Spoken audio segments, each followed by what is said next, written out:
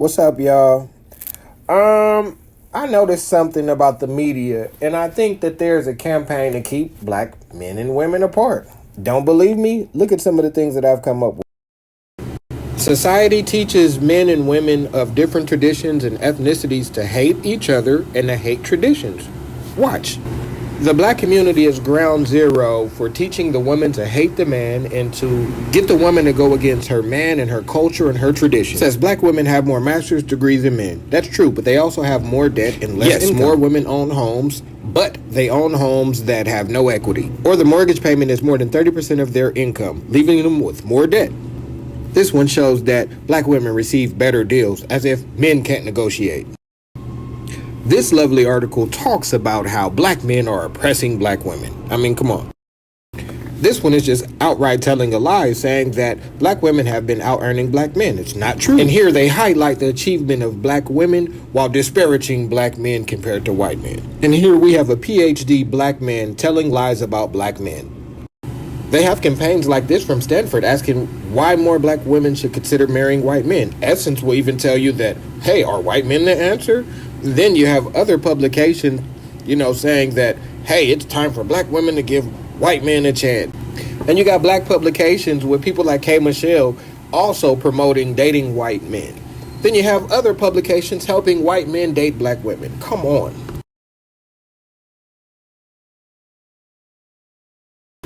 People like Dr. Boyce Watkins will tell you that black women are outperforming black men in school.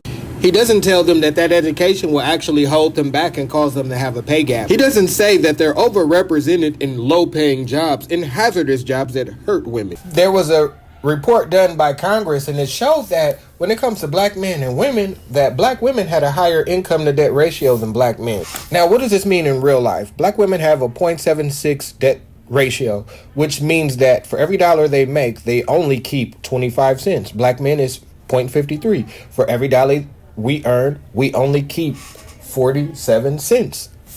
What does that mean in real life? That means that if a black woman that makes $100,000 gets in a relationship with a black man that makes $60,000, because of their disproportionate income to debt ratio, after debt, they take home the same amount.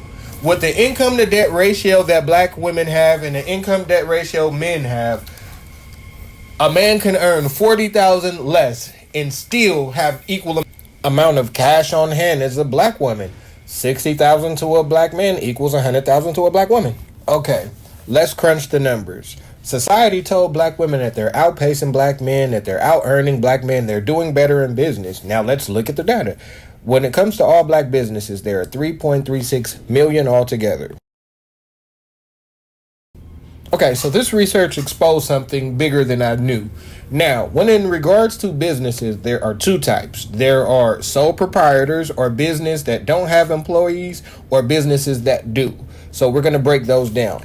All right, in 2019, black women had 2.6 million of the businesses. Even though society has told black women that they're outpacing black men, their businesses only yield an average of $24,000 annually. Black women wouldn't even date men that make that low amount of money. Now, let's get to the details. Out of these businesses, 2.6 million, 1.6 million has no employees. These are businesses that only serve individual black women. This only yields 9.2 billion. Now, when it looks at black women who have employees, black women only employ 500,000 people, and altogether their revenue is 24 billion, meaning that the average employee that works for a black woman on average will only make 17,000.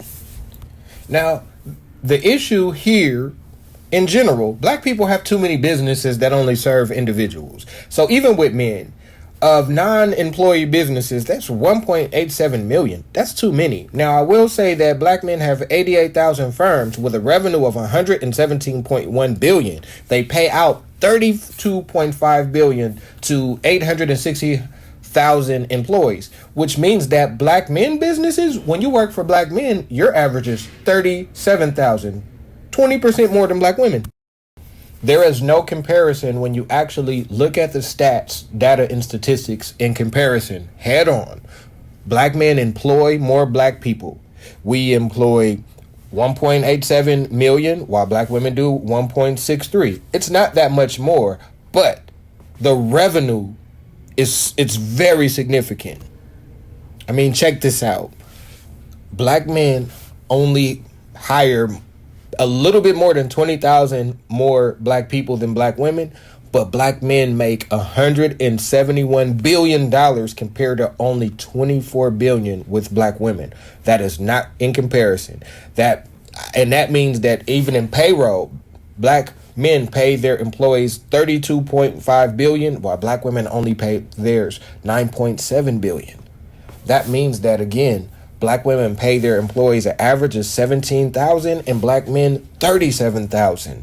In every metric, black men are doing much better than black women in business.